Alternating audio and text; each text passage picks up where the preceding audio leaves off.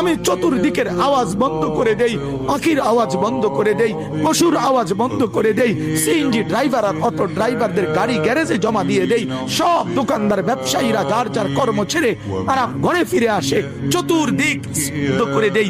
আল্লাহ বলেন তুমি ঘুমাবা বলে, তুমি ঘুমাবা বলে, তুমি ঘুমাবা বলে তোমার জন্য আমি দু চোখে ঘুম পাড়িয়ে দেই।